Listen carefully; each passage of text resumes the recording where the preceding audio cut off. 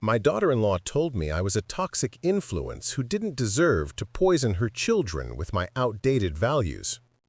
I'm Chen, and I've spent 40 years building something my son's wife never bothered to ask about.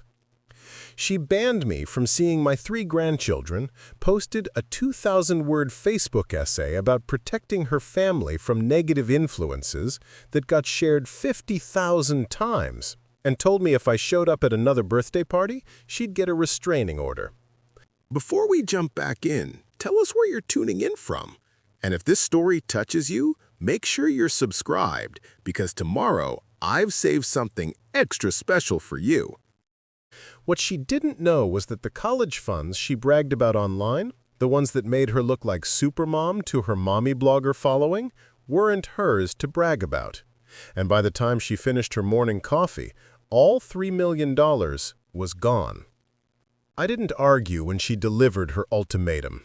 I didn't beg to see my grandchildren. I just nodded quietly, walked to my 20-year-old Honda Civic, and drove to my accountant's office. If you're watching this, please subscribe and let me know where you're watching from, because this story starts 4 decades ago when I made a promise to myself about the difference between being respected and being taken for granted. That promise would cost my daughter-in-law everything she thought she'd secured for her children. Most people look at me and see exactly what my daughter-in-law sees. A 67-year-old man who wears the same 3 polo shirts on rotation, drives a car older than some of his students, and lives in a modest 2-bedroom condo in a middle-class neighborhood outside Portland. Someone who taught high school chemistry for 35 years before retiring, who brings homemade cookies to family gatherings because store-bought seems wasteful, and who still uses a flip phone because smartphones are too complicated. My daughter-in-law, Jessica Martinez-Chen, 34 years old, lifestyle blogger with 85,000 followers, stay-at-home mother of 3, absolutely convinced that her father-in-law is an embarrassing relic from a bygone era.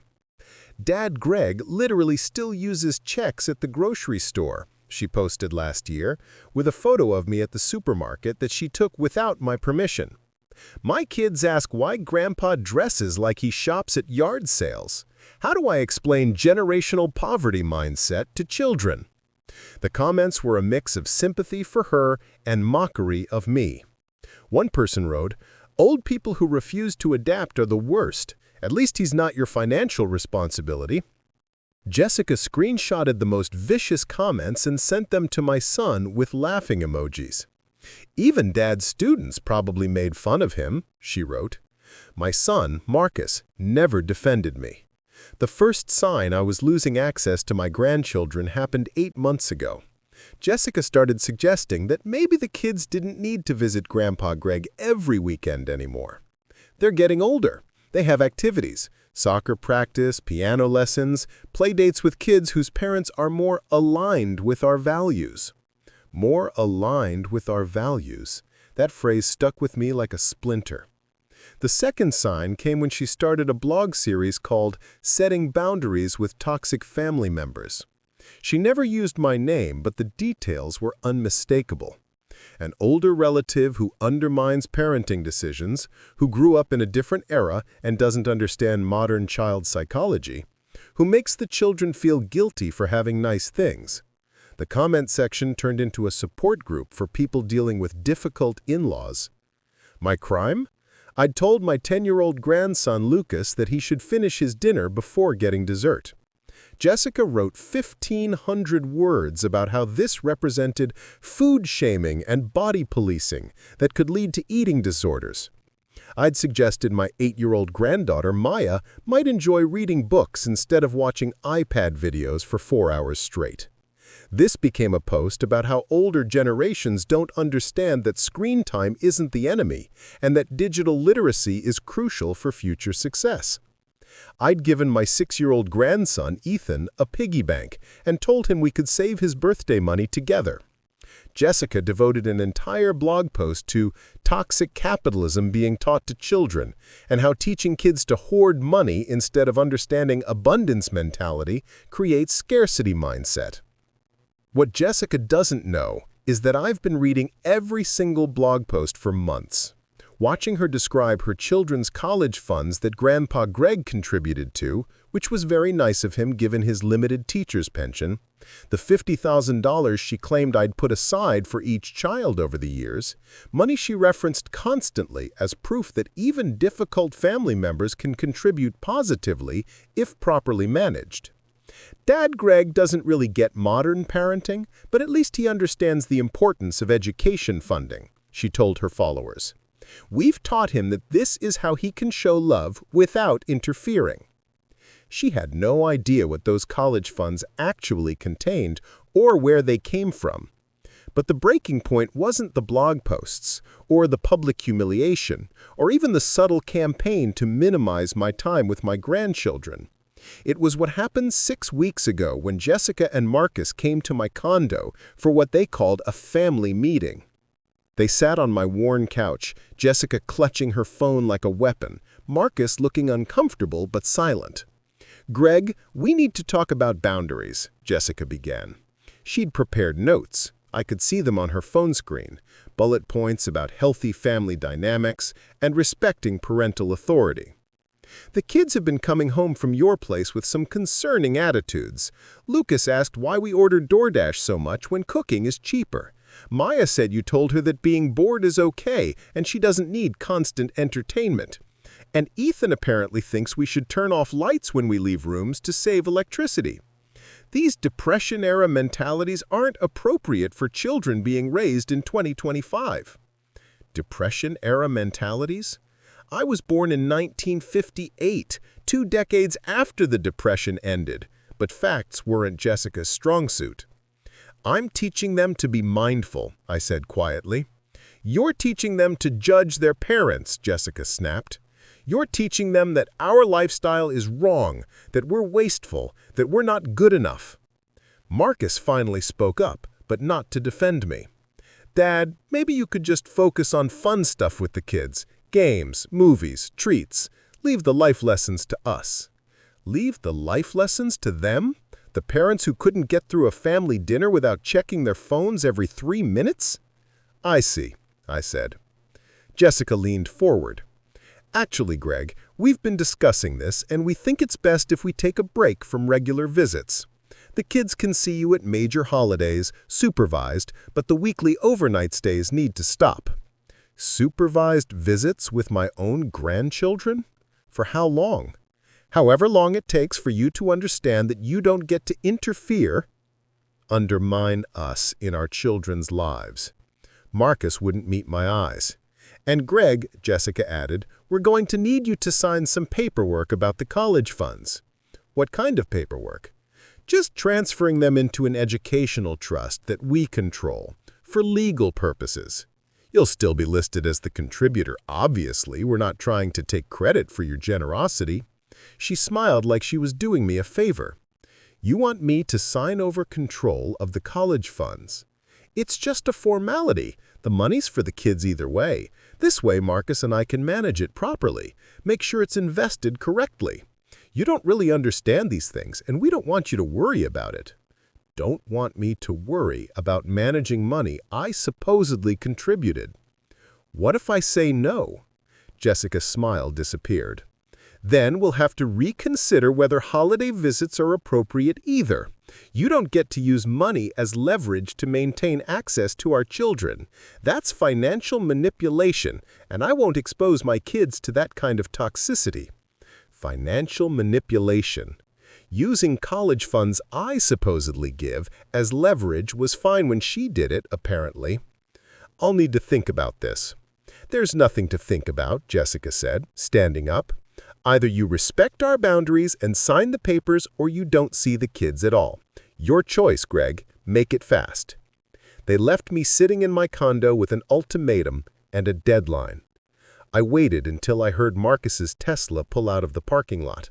Then I walked to my desk, opened my laptop, and sent 3 emails that would change everything. The first email went to Patricia Okonkwo, my attorney for 30 years. She'd handled everything from my patents to my property acquisitions, and she knew exactly what I was capable of when people pushed me too far. Preparing and narrating this story took us a lot of time, so if you are enjoying it, subscribe to our channel. It means a lot to us. Now back to the story. Patricia, I need you to prepare dissolution papers for 3 educational trusts. Complete liquidation, funds returned to grantor accounts. Timeline is 48 hours maximum. This is the Jessica situation we discussed last month. She's made her move. Now I make mine. The second email went to my financial advisor, David Huang at Cascade Wealth Management. David, execute the protocols we established for the Chen family trusts. All 3 accounts, full withdrawal, transferred to primary holding. Jessica Martinez-Chen and Marcus-Chen are to be removed as beneficiaries effective immediately. I'll need documentation showing account status before and after for my records. The third email went to Dr. Sarah Patel, the family therapist Jessica had insisted we all see 6 months ago, to work on my boundary issues. Dr. Patel, I need an emergency session tomorrow morning at 8. I'll need you to document our conversation in detail. This will likely become relevant in custody discussions. Please review the notes from our previous sessions regarding Jessica's statements about my relationship with my grandchildren. By midnight, all 3 had responded, confirming they'd received my requests and would have everything ready by morning. Jessica had no idea what machinery she'd just set in motion. The family brunch was Jessica's idea, a celebration of her oldest son Lucas's science fair victory. 20 people crammed into Marcus and Jessica's upscale home in the Pearl District, the kind of renovated warehouse loft that cost $8,000 a month and looks like an Instagram filter came to life. Exposed brick, industrial lighting, furniture that cost more than my first car. Jessica had hired a catering company, despite the fact that she constantly blogged about the importance of home cooking. The irony was lost on her. I arrived exactly on time, carrying a plate of homemade chocolate chip cookies that I'd baked that morning.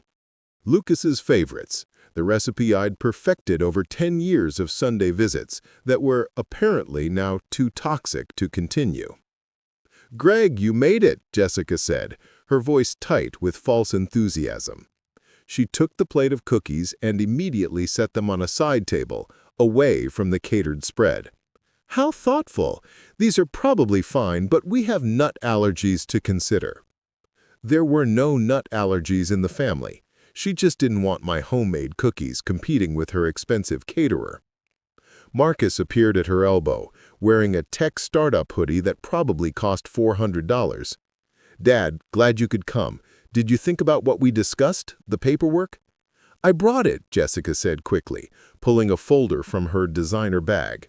"We can just sign it today, get it done, move forward." She handed me the folder like she was doing me a favor. I opened it slowly. The documents were professionally prepared. Legal header letter from Chen and Martinez Family Trust Services. The language was clear. I would be transferring all control and decision-making authority over the educational funds to Jessica and Marcus, while maintaining designation as the original contributor for tax purposes. I'd retain no oversight, no input on how the money was used, and no ability to revoke the funds under any circumstances. There was even a clause stating that I acknowledged this transfer was made freely, without coercion, and that I understood I had no legal claim to visitation rights with the minor children. Jessica had thought of everything. "This is pretty comprehensive," I said quietly. Marcus looked relieved. "It's really just protecting everyone, Dad, making sure there's no confusion down the road." "Confusion about what?" "About boundaries," Jessica interjected smoothly. "About understanding that financial gifts don't come with strings attached. That grandparents support their grandchildren without expecting control over parenting decisions." She'd positioned it perfectly. If I refused to sign, I was the controlling grandfather using money as leverage. If I signed, I gave up any power I had. What happens if I don't sign this today? Jessica's smile didn't reach her eyes.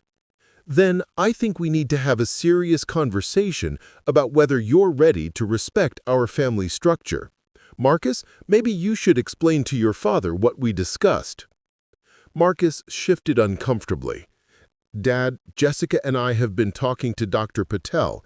She agrees that enmeshed family dynamics can be harmful to children. If you can't respect appropriate boundaries, we might need to consider more formal separation." More formal separation from my grandchildren because I wouldn't sign away $3 million in funds that Jessica assumed were mine to give away. The other guests were starting to notice the tension. Carmen's mother, Carmen, drifted over with a mimosa in hand. "Everything okay here?" "Just some family business," Jessica said brightly. "Greg's being a little difficult about signing some simple paperwork." Difficult. That word hung in the air. Carmen looked at me with pity. "Greg, sometimes we have to let the younger generation take charge. They know what's best for their children." Several other guests had formed a loose circle around us now, pretending to browse the catered food, but obviously listening. Jessica's best friend and fellow blogger, Amanda, was recording Instagram stories. Her phone pointed at the dessert table, but angled to catch our conversation. I looked at the folder again, then at Jessica's confident face. She genuinely believed this was a done deal.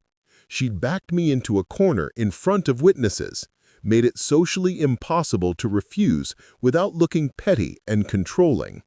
It was a masterful manipulation. "Jessica," I said slowly, "before I sign anything, I need to ask you a question." "What kind of question?" "How much money do you think is in these college funds?" She blinked, thrown by the question. "Well, you've been contributing for years. Lucas is 10, Maya is 8, Ethan is 6. You said you were putting away money for each of them. So probably $50,000 per child? Maybe a bit more with interest?" "That's what you've been telling your blog followers, that Grandpa Greg's teacher pension enables him to contribute modestly to his grandchildren's future." Jessica's expression tightened. "I've never disclosed specific amounts publicly. That would be inappropriate. But you have discussed the existence of the funds. Constantly, you've written about how even difficult family members can contribute positively.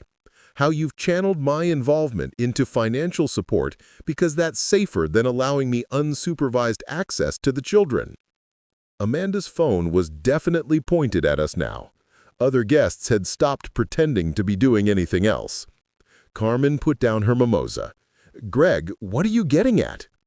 "I'm getting at the fact that Jessica wants me to sign over control of funds she's never actually asked about. She's made assumptions, and she's built a narrative around those assumptions. Now she wants legal control based on numbers she invented." Marcus's face went pale. "Dad, what are you saying?" "I'm saying your wife thinks there's $150,000 to $200,000 in college funds for your children. She's told her followers that amount makes sense for a retired teacher's contribution over 10 years. Jessica's voice got sharp. "Greg, stop playing games. How much is in the funds?" "That's what I'm trying to understand," I said calmly. "You're demanding control over assets you've never verified. You've never asked for account statements. You've never inquired about investment strategy or fund performance. You've just assumed, because you think you know exactly who I am and what I'm capable of contributing." The room had gone completely silent, except for the catering staff cleaning up in the kitchen. "Just tell us the amount," Jessica said. Her voice had an edge now. Her blogger smile was cracking. I pulled out my phone and opened my banking app. Then I turned the screen so Jessica and Marcus could both see. Chen Family Educational Trust, Lucas Chen.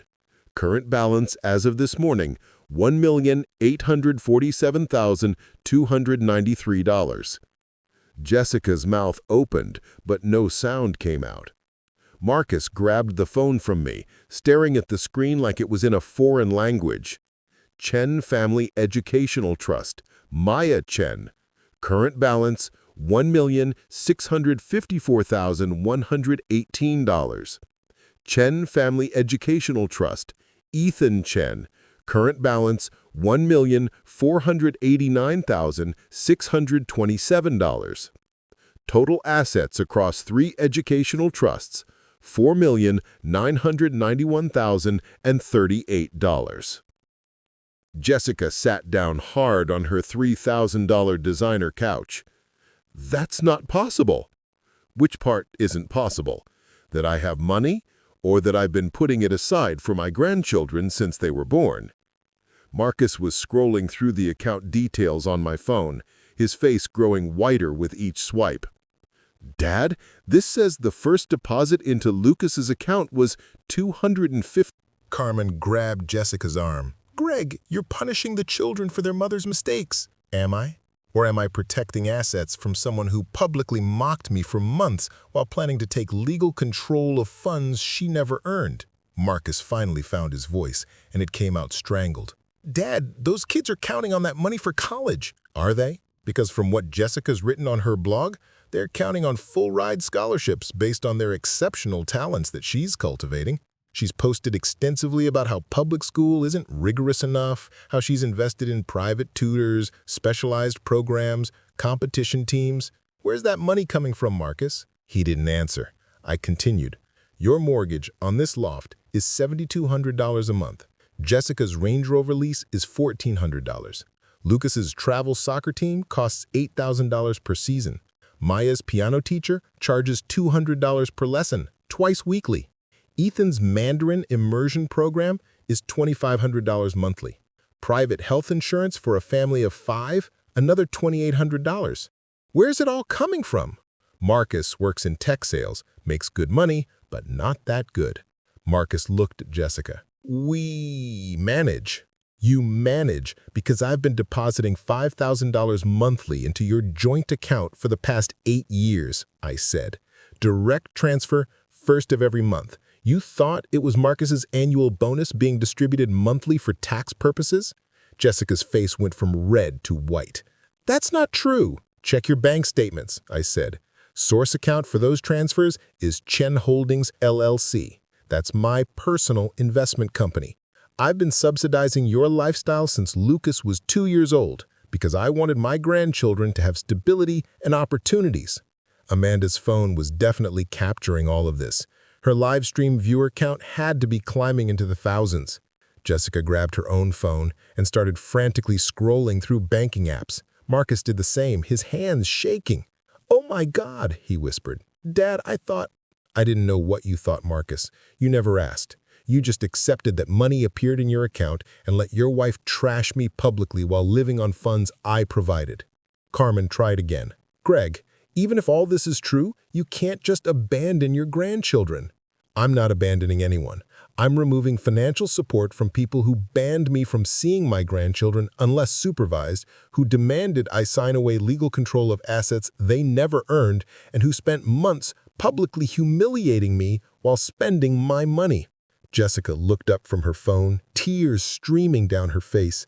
This whole time, every post I wrote about financial independence, about not relying on older generations, about building our own success, you were paying for all of it? Every word, I confirmed. You were so busy explaining to 85,000 followers how my generation didn't understand modern economics that you never once looked at where your own money was actually coming from. How much? Marcus asked quietly. How much have you given us over 8 years? $480,000 in direct transfers, another $120,000 in various gifts, emergency funds, and purchases I made on your behalf, plus the college funds, which I established and funded entirely myself. Call it $5.6 million total investment in my son's family. The other brunch guests were frozen in place, witnessing a family implosion in real time. Jessica's friend Amanda looked like she couldn't decide whether to keep recording or run. But why? Jessica asked. Why would you give us all that money and live like you live? Because living modestly meant I could give generously.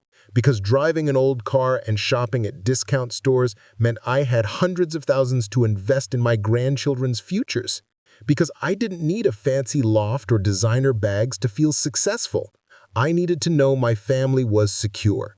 And you repaid that by calling me a toxic influence. Jessica put her head in her hands. Marcus stood frozen, holding his phone like it was evidence at a crime scene. "Greg," Carmen said carefully, "I understand you're hurt, but surely we can work this out. Adults can compromise." "What would compromise look like, Carmen?" "Jessica gets unsupervised access to my money, but I get supervised access to my grandchildren?" "I spent 40 years building wealth so my family would never worry about security. I put away millions for college funds so my grandchildren could choose any school, any career, any path they wanted without debt crushing their dreams.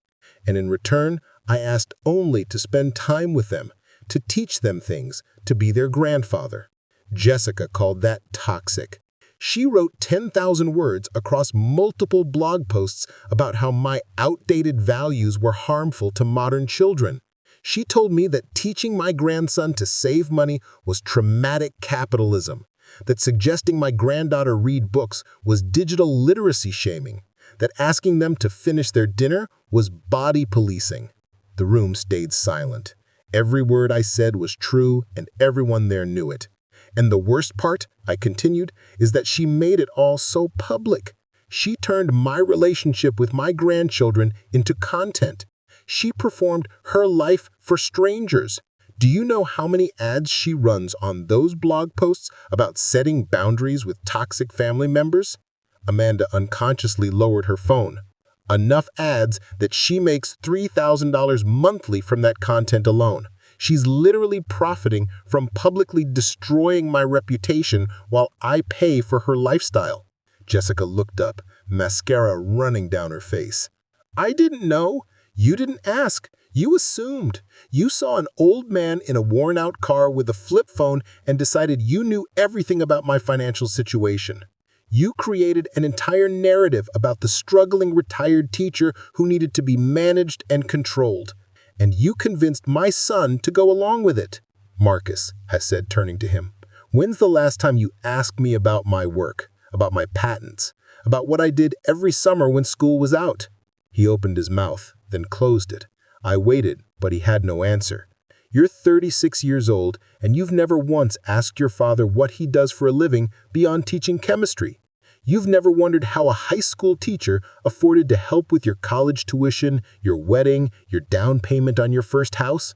I gave you $50,000 when you bought that starter condo in Beaverton 10 years ago. Do you remember what you said?"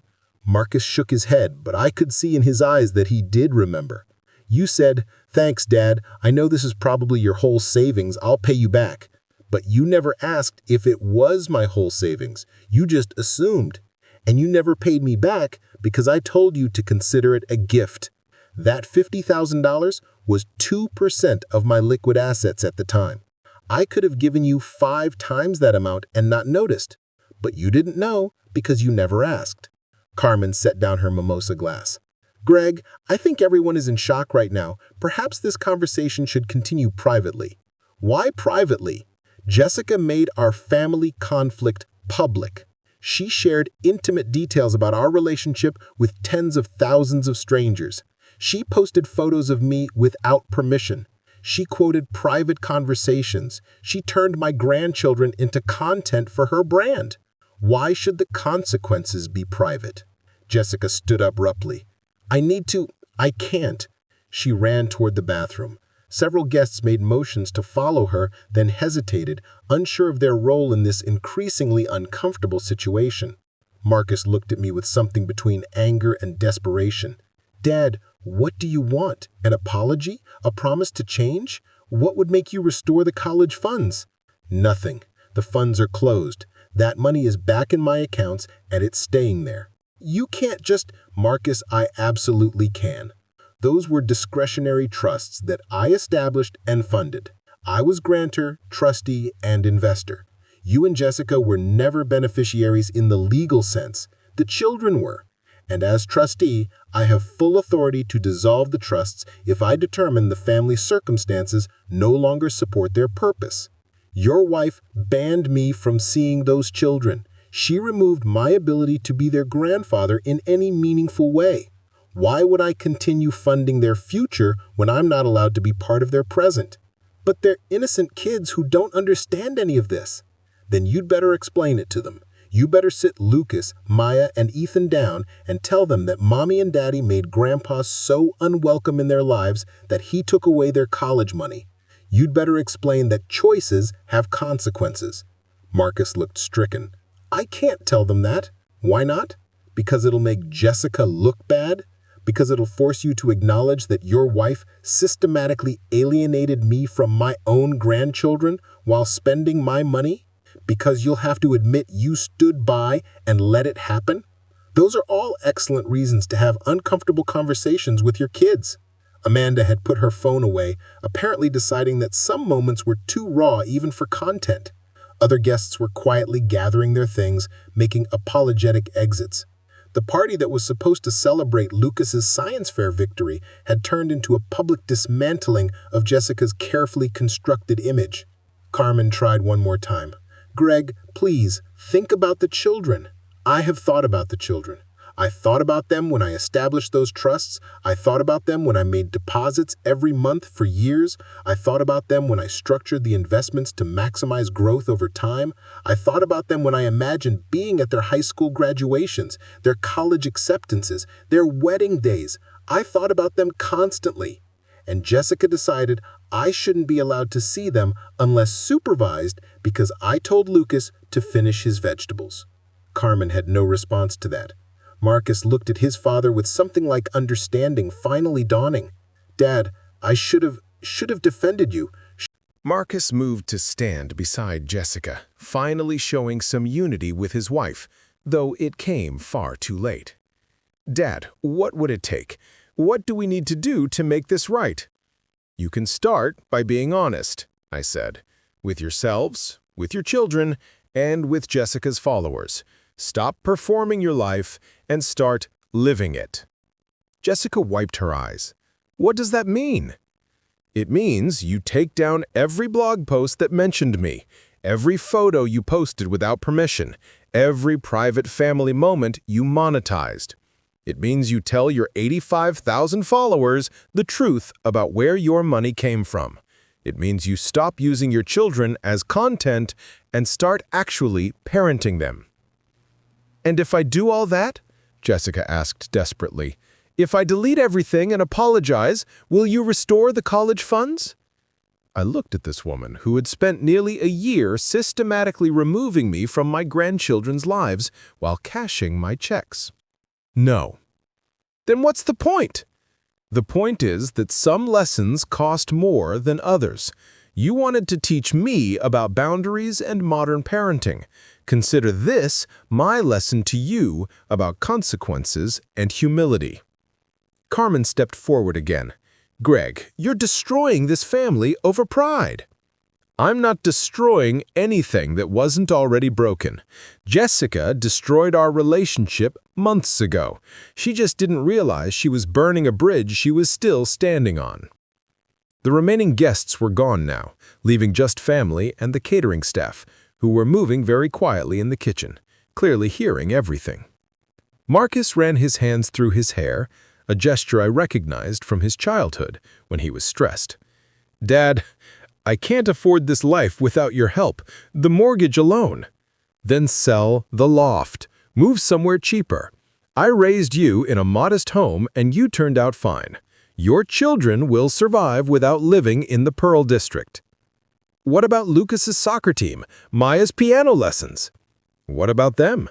Millions of children grow up without travel sports and private music instruction. They turn into functioning adults. Your kids will too. Jessica's phone kept buzzing with notifications. She glanced at it, then quickly turned it face down. They're calling me a grifter, a con artist. Someone made a TikTok calling me trust fund baby who didn't know about the trust fund. That's what happens when you build your brand on authenticity and people discover it was fiction, I said without sympathy. I wasn't being fake. I believed everything I wrote. You believed it because you never questioned where your comfortable lifestyle came from. You thought you were a financial success story when you were actually a dependent, being subsidized by the man you publicly mocked. Marcus pulled out his phone. I need to call my boss, see if there are any additional projects I can take on, extra commission opportunities. That's a start, I acknowledged. Jessica looked at me with something like hatred now, the fear mixing with anger. You planned this. You waited until the perfect moment to humiliate me in front of everyone. I planned to take care of my family. You planned the humiliation all by yourself. Every blog post, every photo, every dismissive comment about the embarrassing old man in the used car. You built this stage, Jessica. I just walked onto it. You let me think I was successful, independent. I let you believe what you wanted to believe because I hoped you'd eventually see me as something other than an ATM or an obstacle. I was wrong. Carmen gathered her purse. Jessica, honey, let's go. You need to process this privately. Jessica didn't move. She stood in her designer kitchen in her expensive loft, surrounded by the life she'd thought she'd built, watching it all collapse in real time. What do I tell the kids? Tell them the truth, I said. Tell them Grandpa Greg loves them very much. Tell them that adults make mistakes, and sometimes those mistakes are expensive. Tell them that respect and gratitude matter. Tell them whatever you want, but don't blame me for consequences you created. They're going to hate me. Maybe. Or maybe they'll learn something valuable about how actions have consequences, about how treating people badly can cost more than money, about how you can't monetize relationships without eventually destroying them. Marcus put out his phone. I need to call my boss, see if there are any additional projects I can take on, extra commission opportunities.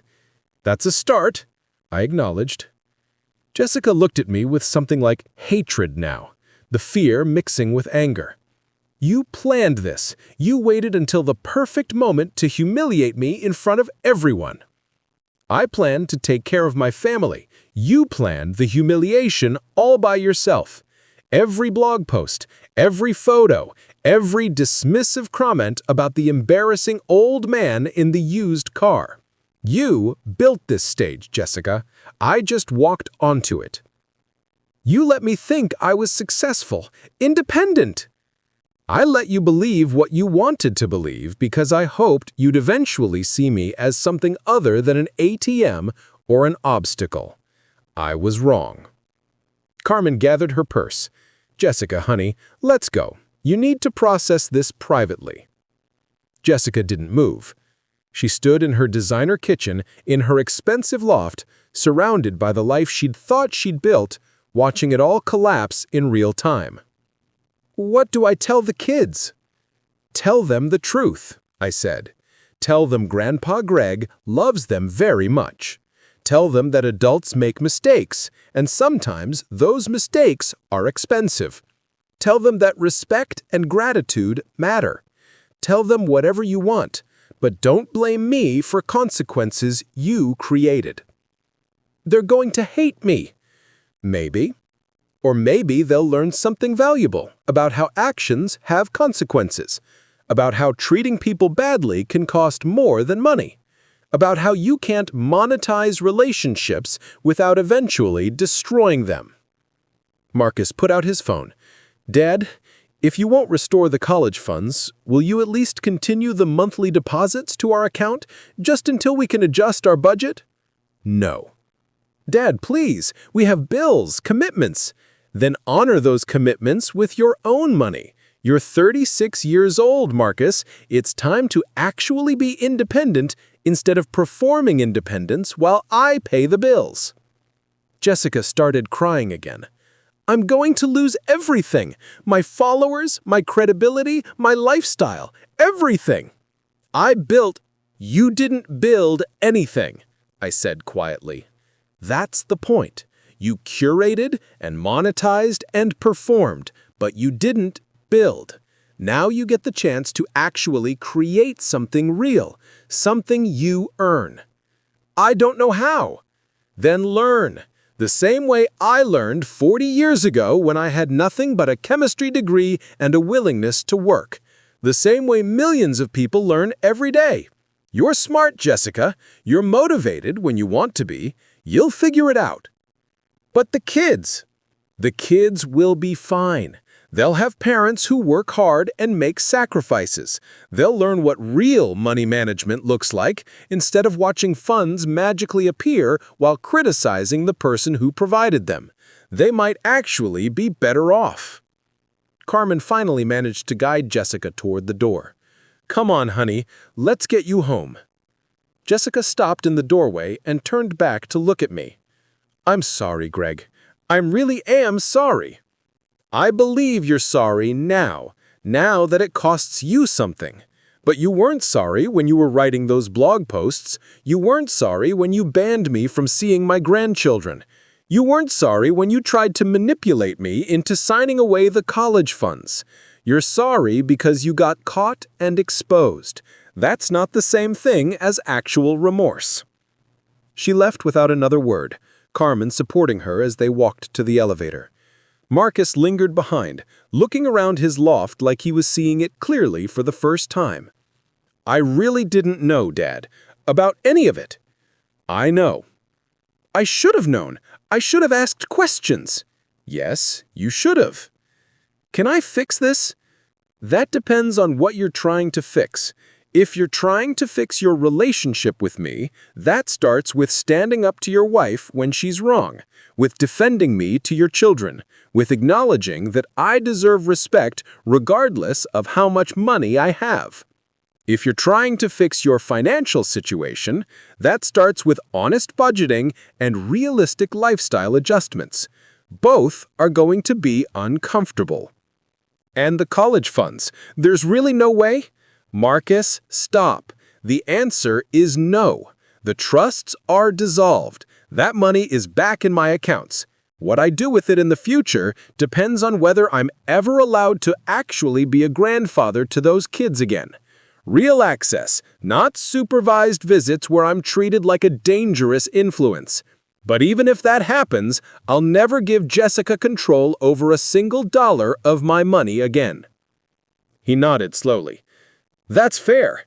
More than fair, actually. Tell Lucas I'm proud of his science fair project.